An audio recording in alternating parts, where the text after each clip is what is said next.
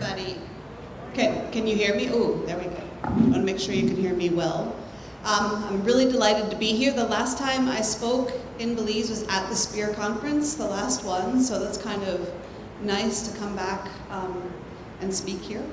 So yeah, I'm going to talk through, and hopefully swiftly, that's my goal, the basic arguments I make in my book that is, you can't turn away from this, okay, little mic. So this is my book.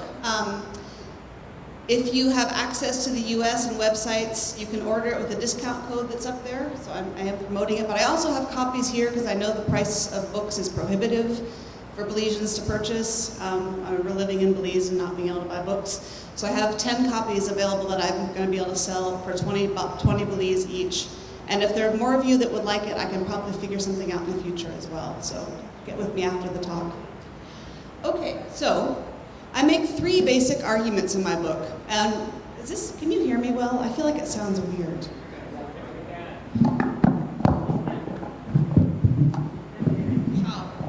Oh, nice. Okay, that's much better. So I make 3 basic arguments in this book, and they're arguments that I think hold for anywhere in the world, but I think they're especially interesting in the villages of the lower Belize River Valley. The first argument I make is one that's being taken up by scholars a little bit more today than it had been, and that's the idea that human-environmental relations, I call the relationship with the human and the more than human, are always already racialized, and I'll elaborate what I mean by that later. The second argument I make is that people become who they are with the material objects around them. And that's another thing that's been under-theorized in social theory till recently. That's happening with you all right now. You're becoming who you are by virtue of these chairs you're sitting in, the things you're holding, if you have glasses, your phone beside you, all of that. So I look at that process in these rural communities and their diaspora in the US. And then my final argument, I say here it's sort of unique to rural Creole Belize, but I don't think it actually is, which is that in places that were created in the crucible, the violence of racial capitalism, slavery, colonialism, all of that, in those places, there were non-capitalist, black-loving things happening at the same time. So I'm pointing to the non-capitalist, life-giving processes that occur even in the most awful circumstances. Okay, so I hope to go through them and then give an example of each. I don't need to give this history too much to y'all because you actually know Belizean history some, but I'll go through it really quickly. Logwood was the reason why this place was settled. British buccaneers, who were not white at the time, worked to cut logwood in swampy areas, and Crooked Tree and Lemonal were places where those folks sort of navigated to because logwood grows abundantly there. Pretty soon, the mahogany industry took over because it was more valuable, but mahogany, as you all know, is huge, and each tree requires multiple people to cut one down. And so the slightly wealthier logwood cutters, who are a pretty scrappy, unwealthy bunch, were able to purchase some enslaved Africans. And of course, the slave trade was thriving in the 1700s when this was happening. And with that, those slightly wealthier white, and they weren't white at that point, British woodcutters became owners of enslaved Africans. And the population of enslaved Africans grew. Those people, those white guys, got a little bit wealthier, and these categories of white and black started to consolidate with that class color matrix that defines the entire Caribbean region today. For my purposes, what's interesting is where people ended up living. So the wealthier white guys, the wealthier British guys who were cutting mahogany tended to live out in the Keys. And the swampy inland places like Crooked Tree and Lemonal were places where people who weren't quite as rich, so some poor whites, and free people of color, and some enslaved people were there as well, enslaved African descended people, all were living together. And that's where I say the sort of more interesting culture developed. The mahogany industry, as you all know, has sort of died off, or not died off, but decreased, became less important, and became replaced with tourism. Tourism and wildlife conservation are also sort of essentially started in Crooked Tree. Crooked Tree Wildlife Sanctuary was one of the first created in the country. And so sort of watching how these processes change but also stay the same with the shift from timber extraction to tourism to conservation is interesting to look at. And then, of course, probably starting in the 1980s or so, there started to be a relatively large migration of Belizean Creole people to the US. So now, as many people who call Crooked Tree home live in Chicago or New York or LA, as do in these places themselves. So that's, and they're all connected. Those diasporic communities are very closely connected to one another. That's the background. Oh yeah, how I know what I know. So I've been doing ethnographic research in Belize since 1990. I was a research assistant to Richard Wilk, who some of you might know or know of. And I realized I could answer questions I was interested in, so I came back to do my dissertation research. And then I fell in love with a man from Lemonal, who's in the corner. And I lived in Belize from 1993 to 1996, and continued to do my dissertation research. And then I've come back probably once every 4 years or so. It's expensive, I can't come back all the time. But we've raised 2 Belizean American kids. We live in Texas. My husband comes back every year for a couple of months. And so I have this connection through marriage and family to these communities, which Alice Waterston is an anthropologist who calls that kind of work intimate ethnography. So I use a lot of family and personal stories to illustrate my points.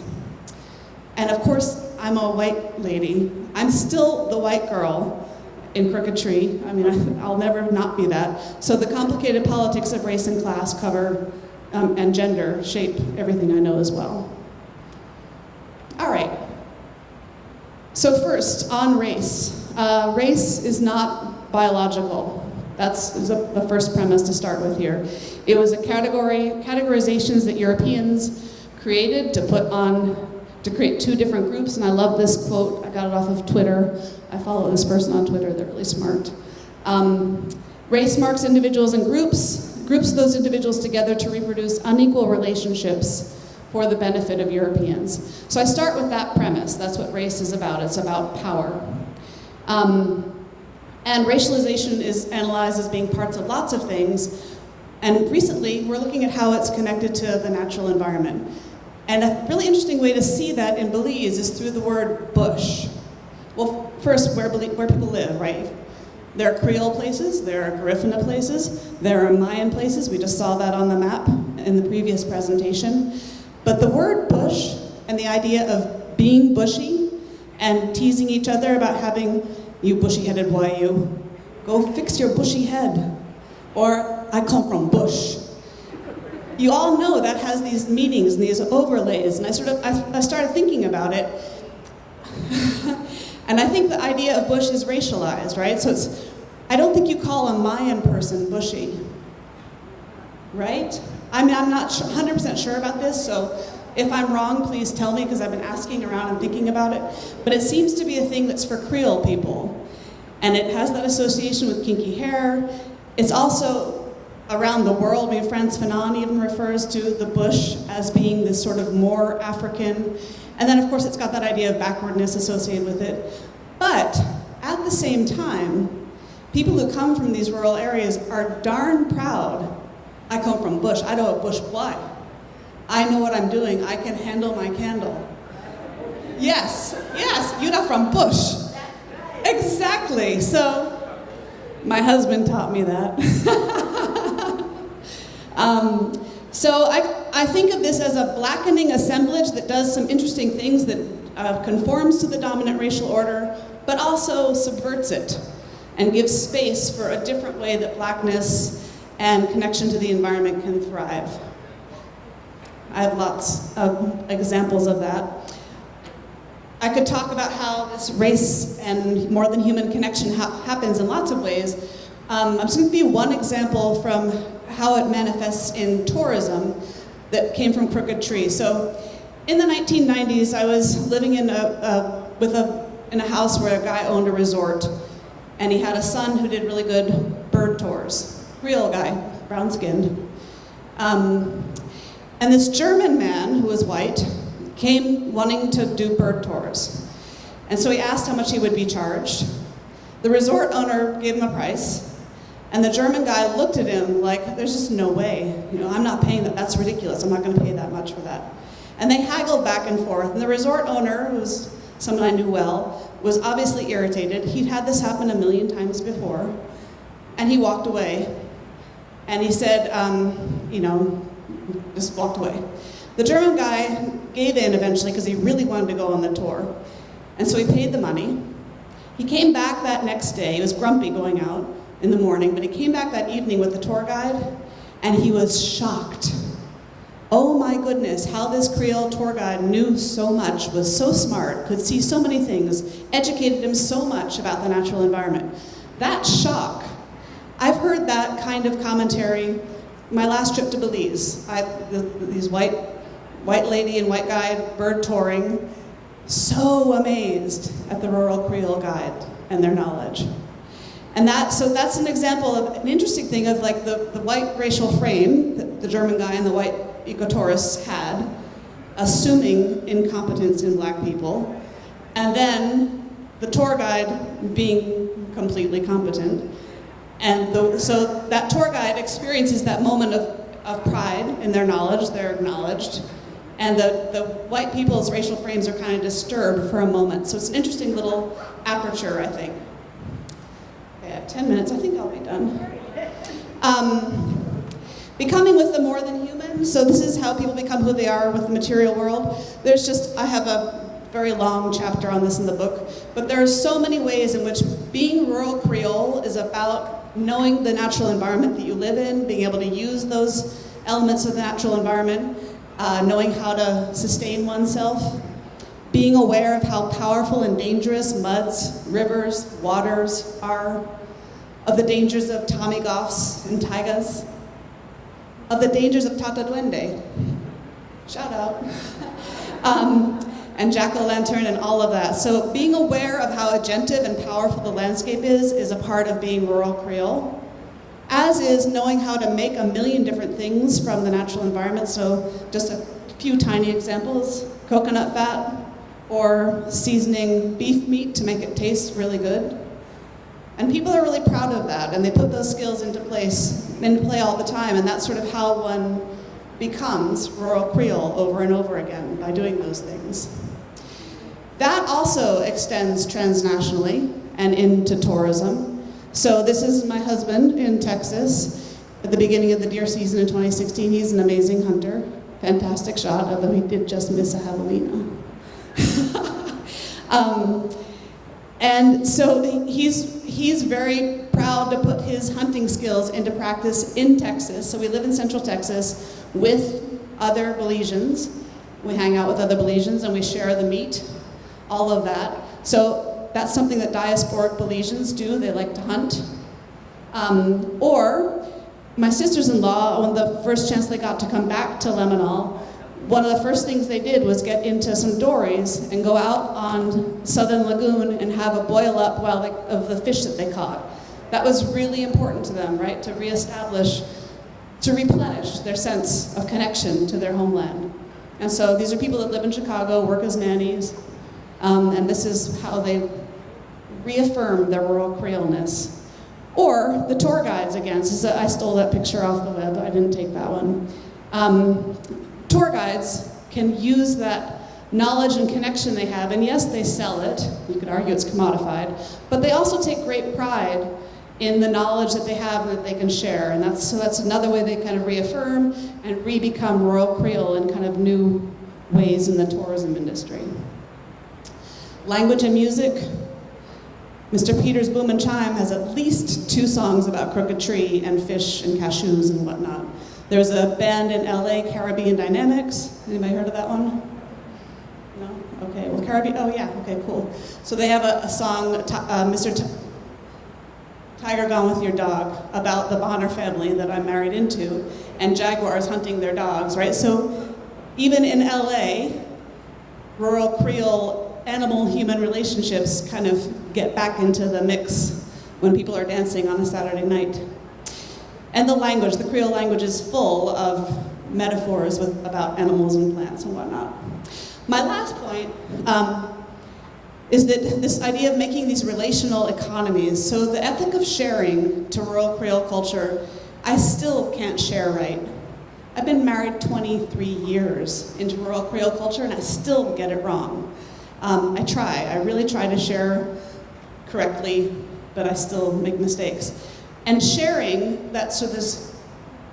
sharing is most elaborated, I would argue, around wild-caught game, around wild-caught fish, around fruits, around things that are directly from the place of these villages, these communities.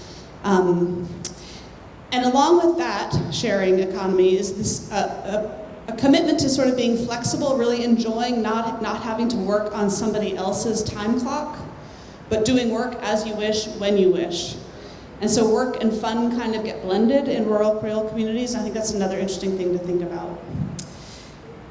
And so these relational economies, this ethic of sharing, this kind of rejection of capitalist time, if you will, then comes together in these positive ways with blackness and brownness in a place that was created out of the violence of enslavement and colonialism. And I think that's a really interesting phenomenon, which leads me to my last slide, so I might end early, timekeeper. My concluding thoughts. So I'm a big fan of Sylvia Wynter. If you haven't looked at her stuff, please check it out. She's a Jamaican theorist. She has an essay called Unsettling the Coloniality of Being. That's a lot of complicated words, but what she's really arguing is that in our heads, in this room, because we're at a university, a Euroversity, she would say, a university that is historically connected to European ways of thinking, our ways of understanding what the category of the human is kind of messed up. It's kind of based on a white guy from England who's Christian, who's able-bodied, who's heterosexual, who's male, and that it misses so much of the varieties of ways of being human throughout the world. She makes a really good argument, traces it through the Enlightenment, man one, man two, this attachment we have to rationality, this attachment we have to accumulation, to becoming rich, to money. She also says is a piece of that. And so what I argue is that that's true, and I do think she makes a good case for that.